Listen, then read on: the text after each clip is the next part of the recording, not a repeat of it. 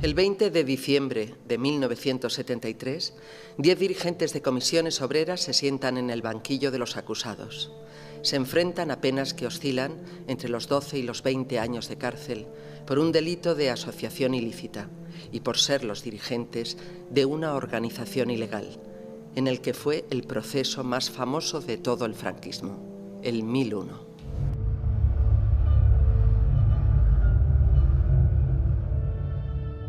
A partir de los años 60, España vivía un despegue económico. Los diferentes planes de industrialización de los gobiernos tecnócratas comienzan a generar cambios en la sociedad. La emigración del campo a la ciudad con la industrialización que empieza en los años 60 con el plan de estabilización es lo que crea las condiciones para el surgimiento de un nuevo movimiento obrero que fue Comisiones Obreras. La aparente bonanza económica choca con un aumento de las desigualdades. Las reivindicaciones de los trabajadores van pasando poco a poco de cuestiones laborales, salarios, jornadas de trabajo, a la denuncia política, libertades sindicales y políticas. Comisiones Obreras en las empresas, en las fábricas, en las obras, hacía asambleas, discutía con los trabajadores la necesidad de movilizarse por reivindicaciones muy concretas del convenio colectivo, de las reclamaciones salariales, etc.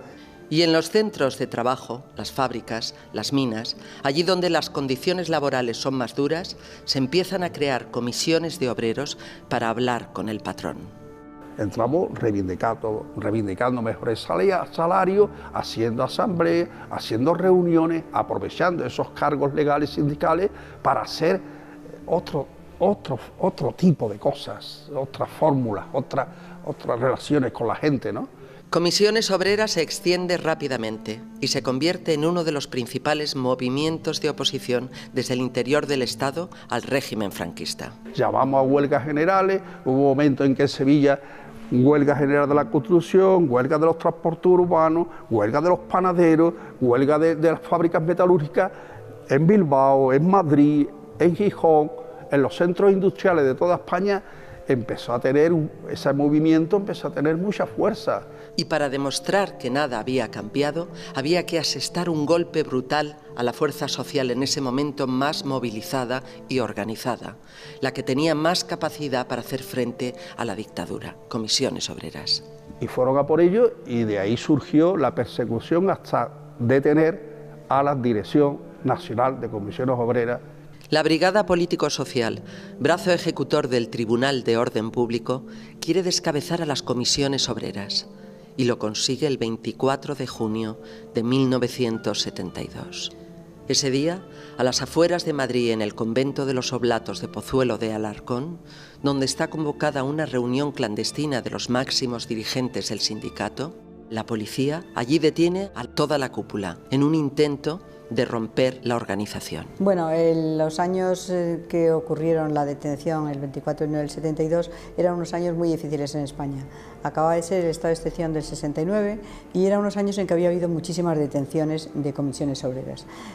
Comisiones Obreras estaba pujante y efectivamente en los años estos de la primera década de los 70 es cuando más detenciones se producen de gente de comisiones obreras, por lo tanto más juicios ante el Tribunal de Orden Público. Cuando caen los compañeros el 24 de junio del 72, pues claro, empezamos inmediatamente a preparar el juicio y vemos que las penas que piden el juez instructor es de 20 años, únicamente por una reunión ilegal en que se había producido además en un convento de los Oblatos.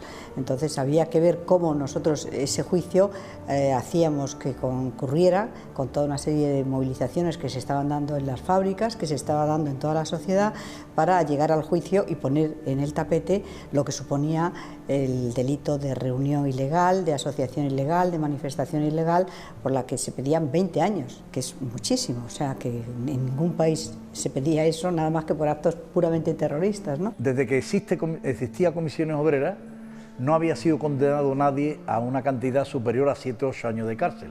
En este caso, no solamente era por eso, sino que además el hecho de que en un proceso hubiera toda la Dirección Nacional de Comisiones Obreras le dio a aquello una amplitud enorme. Por otro lado, claro, unas condenas de cárcel por una reunión, por lo menos así lo interpretamos, y es lo que ha quedado en la historia, para dar un escarmiento a las Comisiones Obreras de España. Es decir, lo primero que pensaron los dirigentes de Comisiones Obreras es que ya que la petición de penas y las sanciones que contra ellos solicitaban eran tan fuertes que merecían por lo menos una respuesta igual de fuerte, igual de contundente. Y la respuesta esencial fue ampliar el abanico político a toda la oposición política dentro de las defensas. Se empezó de derecha a izquierda por José María Gil Robles. El siguiente fue Joaquín Ruiz Jiménez, que había sido ministro de Educación con Franco. También estaba Alfonso de Cossío. Alfonso Cossío había sido decano, era decano entonces del Colegio de Abogados de Sevilla. Estaba también Cuéllar, que era un abogado sevillano muy conocido, de los más conocidos de allí, y después ya empezaban las fuerzas de izquierda, con Enrique Barón, que representaba Convergencia Socialista, Paquita Sauquillo a la ORT, y después Cristina Almeida, Manolo López y García Lacunza, al que yo sustituí después en el Supremo, en nombre del Partido Comunista. Que hubo una gran, yo diría, movilización exterior, es decir, una solidaridad tremenda de los sindicatos europeos, de muchos parlamentos, una solidaridad por primera vez de las trade unions también muy importante, con un viaje de uno de sus dirigentes, el dirigente del Partido Laborista, Michael Foot, a Madrid, donde dio todo su apoyo al 1001, y no solo dio su apoyo, sino que dio su apoyo a la creación de un tribunal internacional contra la represión sindical en España. Y curioso fue, por insólita, la solidaridad que se creó en Estados Unidos. Hicieron sindicatos, asociaciones, congresistas, intelectuales, entre ellos pues Arthur Miller, Noam Chomsky, estaba también Ramsey Clark, que había sido secretario de Justicia y fiscal general del Estado en Estados Unidos con Lyndon Johnson. Ramsey Clark no solo se solidarizó, es que vino al juicio. Prometieron además que para el día del juicio vendría gente a España. Ramsey Clark lo cumplió, pero teníamos la promesa de Marlon Brando de que lo haría también. Pero claro, el problema es que el tribunal nos dio de escuchar conversaciones telefónicas o lo que sea, la policía tenía esa información y convocó con 5 días de antelación o con 7, no recuerdo, el juicio. Yo creo que esencialmente para que no hubiera Marlon Brando, porque hubiera sido un escándalo mucho más fuerte. Entonces llegamos con muchísima ilusión al juicio, porque era un juicio que no únicamente se defendían a los compañeros de comisiones obreras, que se les pedía penas tan grandes, sino que se ponía en cuestión lo que significaba el Estado represor del franquismo y de la dictadura. Bueno, el juicio 1001 fue un momento muy importante porque sintetizaba la reivindicación de los derechos más elementales de los trabajadores, el derecho, y de los ciudadanos, el derecho a reunirse, el derecho a formar sindicatos libres, y hay que decir que España ya bajo el franquismo pues había firmado los convenios de la OIT, y eso lo habíamos estado defendiendo en orden público, ante el Tribunal de Orden Público, ante los consejos de guerra durante mucho tiempo, durante años. Y fue, yo diría, la síntesis de todo, por eso fue tan importante. Y luego se añadió otro elemento más, que fue el dramatismo del día. Apenas a 2 kilómetros del tribunal, el coche donde iba el Carrero Blanco es alcanzado por una explosión que lo lanza al tejado de la iglesia de los jesuitas de la calle Claudio Coello, con el resultado de la muerte del presidente del gobierno y de las 2 personas que lo acompañaban. Entonces el juicio queda totalmente sobredimensionado y no se corresponde con lo que marcan siempre la justicia en cualquier país civilizado, que es que se tiene que hacerse en un marco de neutralidad y de frialdad respecto a los acusados. Entonces inmediatamente la maquinaria subjetiva que aparece en el juicio es la que en cierta manera a Carrero Blanco se le ha hecho ese acto de terrorismo, porque ese día se están juzgando a los condenados en el proceso 1001, a los militantes de comisiones obreras. Las numerosas personas que están reunidas a las puertas del tribunal conocen también la noticia con la consiguiente conmoción y empiezan a ser dispersados por la policía. Todos se niegan a irse, y sobre todo sus mujeres y familiares, hasta que no se les confirma su seguridad. Y pedimos la suspensión, no nos la denegaron, pero sobre todo hubo un momento hasta la hora de comer que fue especialmente difícil, porque algunos provocadores fascistas que quedaron nos empezaron a insultar a todos y empezaron a amenazar ya de muerte a los que estaban procesados, y la pregunta que nos hacíamos era bueno, en qué medida las fuerzas de orden público podían ser capaces de garantizar la integridad personal de los que estaban allí. Ante los acontecimientos, los abogados solicitan la suspensión del juicio.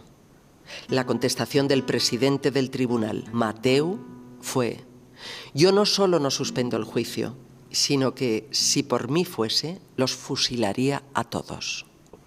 Después de esto, todos se convencen de que el juicio, a partir de ahora, será solo una pantomima. Y pasó por lo que pasó, que el fiscal ya nos había dicho a nosotros, a mí, concreto días antes, me había enseñado la modificación de su acusación, que en vez de 20 años y un día, que era lo más que pedía a Máximo Marcelino, a Nicolás, pues dijo que la iba a bajar a 6 años.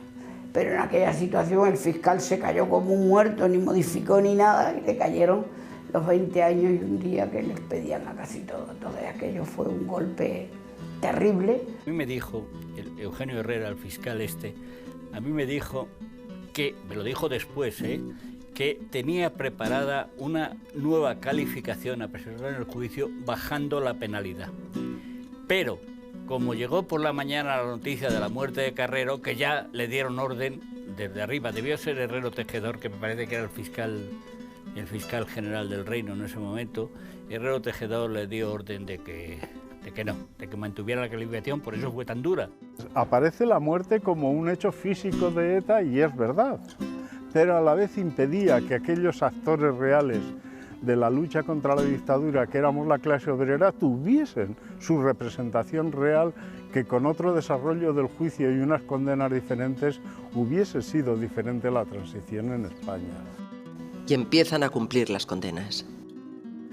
El hundimiento moral que supone aquello, especialmente para un preso común, para nosotros pudiera haber hecho también mella, pero no hacía porque éramos conscientes de que estábamos allí por una causa justa y por lo tanto ese era parte del pago que la sociedad franquista nos obligaba a pagar por nuestra, digamos, desvergüenza contestataria.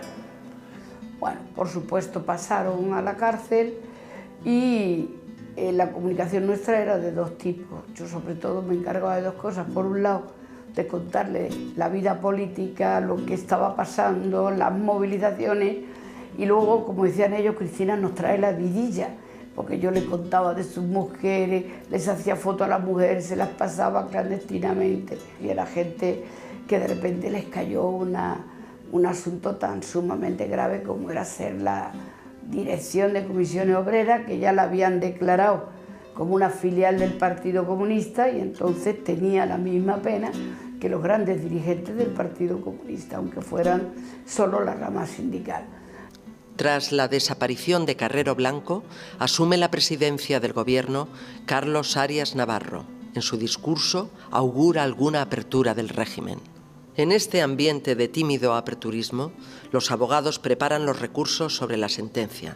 El objetivo es lograr una disminución de las penas. La vista en el Supremo se fija para el 11 de febrero de 1975. Se inició la vista ante una masiva afluencia de público y con una numerosa presencia internacional de organizaciones sindicales, juristas y parlamentarios. El tribunal rebaja sustancialmente las penas, incluso 4 de ellos quedan en libertad. Se había cuestionado abiertamente al régimen, lesionando gravemente su imagen pública. Se había puesto al descubierto el verdadero rostro represivo de sus estructuras y se había ganado la batalla de la opinión pública, nacional e internacional. El régimen se desmorona. Desde la cárcel, los todavía presos siguen con expectación las noticias que llegan del exterior. La caída de Allende, la revolución de los claveles y, por supuesto, la anhelada muerte de Franco. Saben que el final es irreversible. El indulto recientemente concedido no cubre ninguno de estos objetivos. En lo humano, porque no libera a casi nadie. Es decir, de entrada de las cárceles de presos políticos no saldrán con el indulto actual más de un 25%. De los exiliados no podrán regresar y, lógicamente, porque además no solamente no cierra esa perspectiva, sino que de enfrentamiento, sino que la deja intacta. La amnistía vendría después, como vendría el reconocimiento de que sin comisiones obreras, sus dirigentes, su gente y su lucha, la llegada de las libertades habría sido mucho más difícil.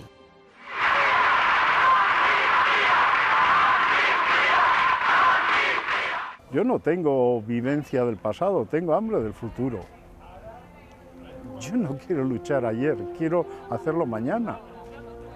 No quiero morirme, no me da la gana de morirme porque quiero, en este tiempo de lucha contra el capitalismo, contra la forma popperiana, que es una forma pseudo-fascista, quiero luchar contra esa brutalidad que nos anula como ciudadanos, ¿no? Fue duro, pero valió la pena, porque fue uno de los pasos esenciales para conquistar la libertad sindical en España.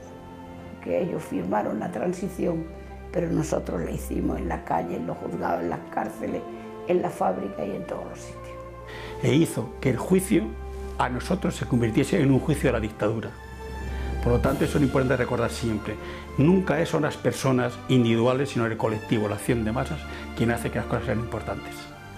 Pero quien trajo la democracia a España son miles y miles y cientos de miles de personas anónimas, que eran las que paraban las fábricas, paraban las obras, hacían manifestaciones en la universidad o en los colegios, es decir, muchísima gente que nunca ha salido en ningún libro de historia, ni saldrá en ningún libro de historia, pero que son los que realmente trajeron la democracia a España, es decir, un sector de la sociedad española, bueno, muy amplio, que se enfrentó a la dictadura y que hizo inviable que continuara. Esa es la gente realmente meritoria, el anónimo que luchó contra la dictadura.